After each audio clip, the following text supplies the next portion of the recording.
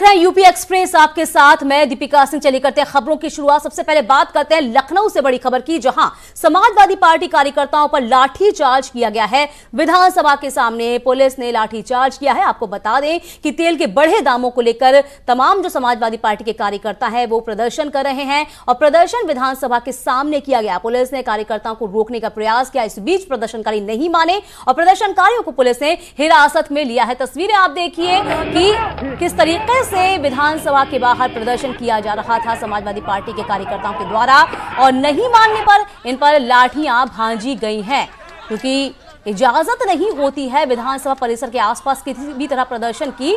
लेकिन उसके बावजूद भी तमाम जो कार्यकर्ता हैं समाजवादी पार्टी के वो बाज नहीं आए और इसी को लेकर पुलिस ने तमाम प्रदर्शनकारियों पर तो लाठियां भांजी और इन्हें हिरासत में लिया।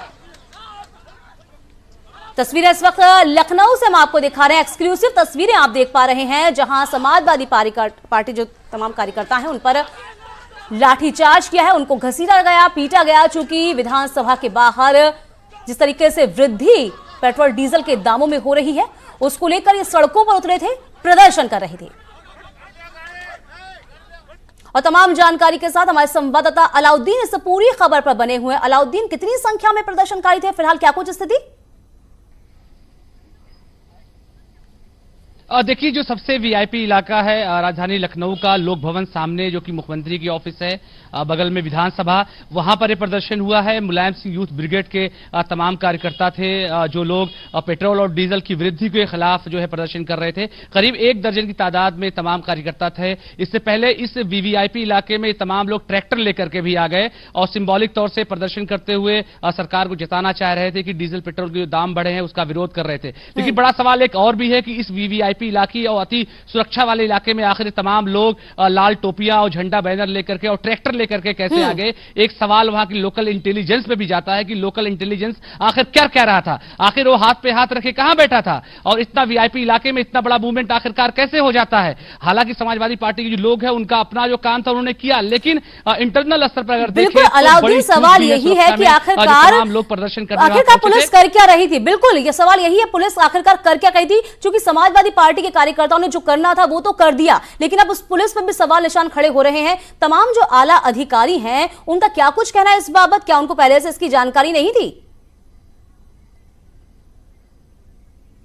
बिल्कुल नहीं, जानकारी उनको इस मामले में नहीं थी और जानकारी अगर होती तो शायद ट्रैक्टर, आप विजुअल में देखेंगे कि ट्रैक्टर लेकर के विधानसभा के सामने पहुंच जाते हैं। और ये आखिरकार संभव कैसे होता? आमतौर से जो पूरा रास्ता है विधानसभा के सामने चलता है या तो कमर्शियल एक्टिविटी होती है, जो सरकारी बसें हैं या जो शहर में चलने वाली बसें हैं, या जो है लोग अपनी मोटरसाइकिलों से या कार से चलते विधानसभा के सामने। ये तमाम लोग कैसे लेकर के वहां ट्रैक्टर पहुंच गए, ये भी एक सवाल है। इसके अलावा जो लोकल इंटेलिजेंस है वो फेलियर है। और ताजा अपडेट यह है कि तमाम कार्यकर्ताओं को फिलहाल हिरासत में लेकर के कैंट थाने में रखा गया है, जहां पर समाजवादी पार्टी के कई बड़े नेता वहां पर पहुंचे हुए हैं उन तमाम लोगों को छुड़वाने के लिए। इस वक्त हमारे साथ सुनील सिंह साजन जुड़े हुए हैं, सपा एमएलसी। सुनील जी, अचानक से तमाम समाजवादी पार्टी के कार्यकर्ता पहुंच जाते हैं, लाठीचार्ज उन पर होता है, क्या कहेंगे आप?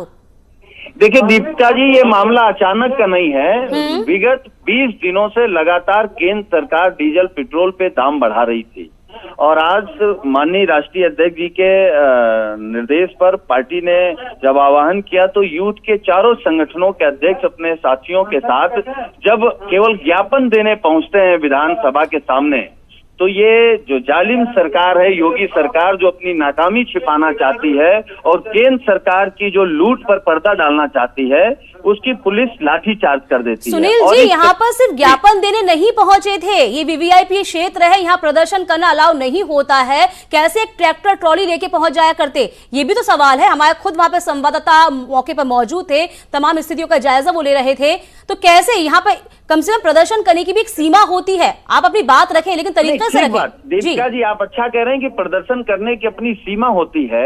यही तो 133 करोड़ लोग जानना चाहते हैं कि डीजल पेट्रोल के दाम बढ़ाने की भी अपनी एक सीमा होती है।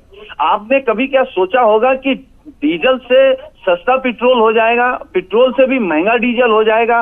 ये कौन सा इतिहास रच रही है मोदी सरकार? तो चलिए, क्या कहा जाए इस पे कि प्रदर्शन यूं ही सड़कों पर उतर के अब जारी रहेगा? देखिए, जिस तरीके से मोदी जी की सरकार या योगी जी की सरकार नीतियां हैं उनकी, अब किसान गरीब उसकी सांस लेना दुर्लभ हो गया है। इतनी महंगाई बढ़ गई है, इतनी परेशानी है। अगर प्रदेश और देश का किसान, नौजवान, आम आदमी परेशानी में होगा तो समाजवादी पार्टी आपको सड़कों पे दिखाई देगी। अब सरकार तय करे कि वो चलिए, सड़कों पे बहुत रखना शुक्रिया चाहती है। सुनील सिंह साजन जी। सड़कों पर समाजवादी पार्टी के कार्यकर्ता आज दिखाई दिए प्रदर्शन करते हुए। सवाल यह है कि आखिरकार वीवीआईपी क्षेत्र में पहुंच कैसे गए, वो भी ट्रैक्टर ट्रॉली लेकर। ये अपने आप एक बड़ा सवाल है। प्रदर्शन किया जाता है लेकिन एक दायरे में। अलाउद्दीन, आपका भी बहुत शुक्रिया तमाम जानकारी देने के लिए।